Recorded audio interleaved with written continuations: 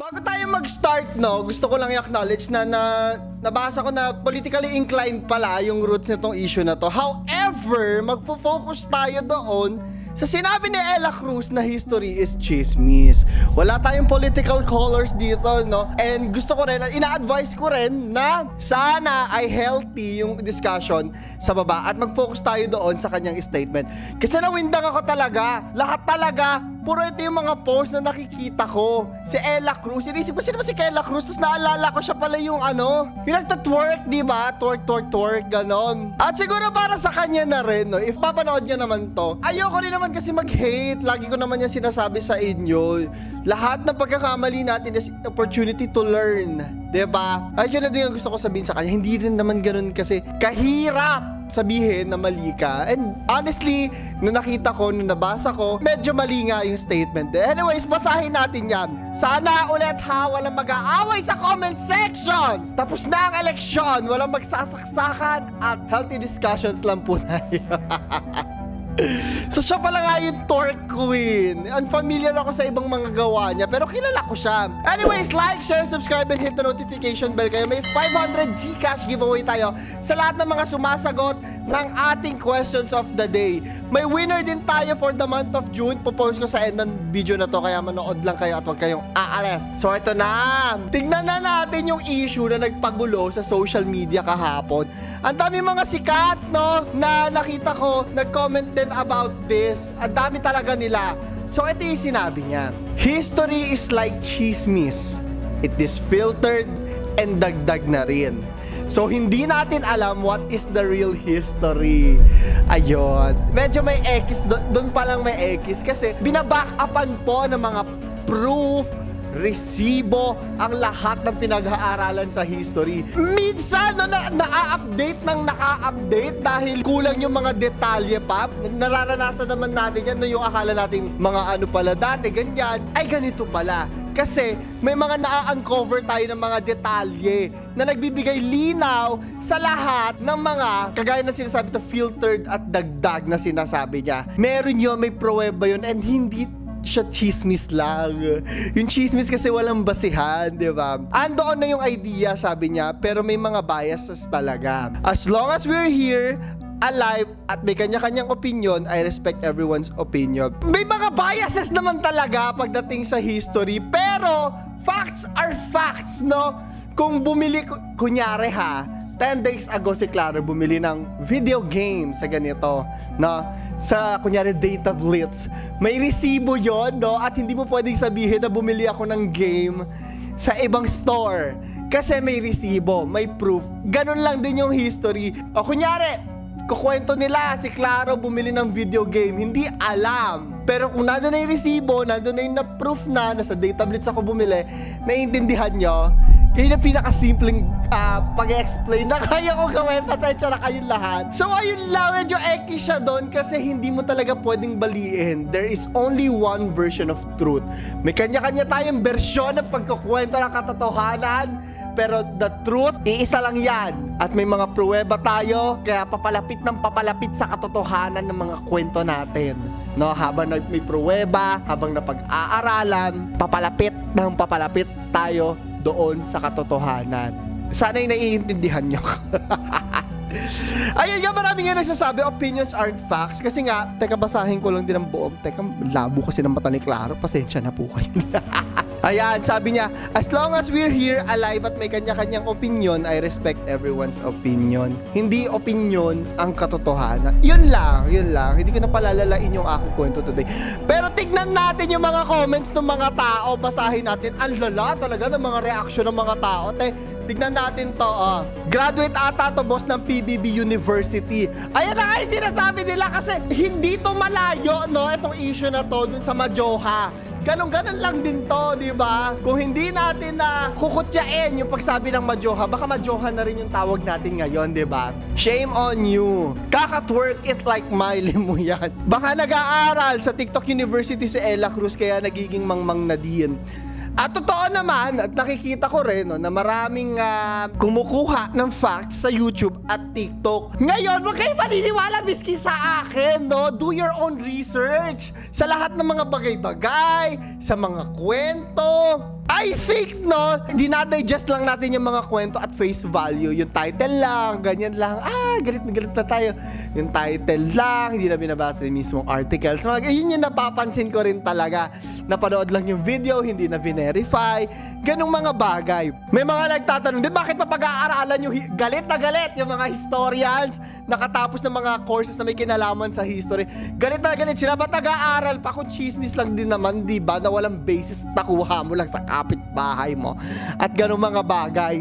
At dahil dyan, no, hindi mawawala inulan ng memes. Itong si Ella Cruz, tignan natin yung mga memes na pinaggagawa ng mga tao. Ayan. Hekasi is actually short for heto kasi ang chismis, di ba? Hekasi pa ba kayo? Alam ko nag-iiba-iba yan palagi. Dati Civica at Kultura kami. Naging Hekasi. Hindi ko alam kung Hekasi pa ngayon. Ella Cruz, etong parody account ni Dr. Jose Rizal. Hindi ako nagpabaril sa likod para lang sabihin mong chismis yung mga balang tumama sa likod ko. Tangahan mo pa, be.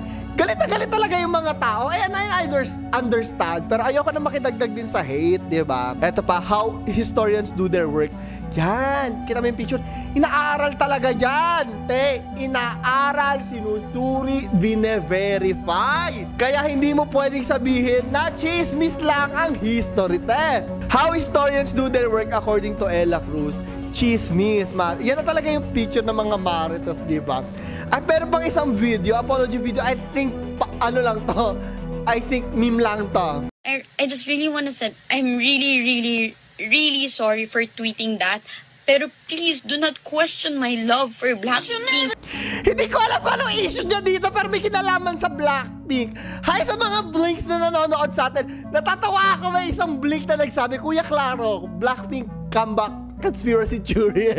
Yung editor ko ay Blackpink po. Sabi niya sa akin, lipat muna. Ano yun, lilipat ka muna kasi hindi naman nagka-comeback yung Blackpink. Dami naghihintay sa Blackpink. Gigil na.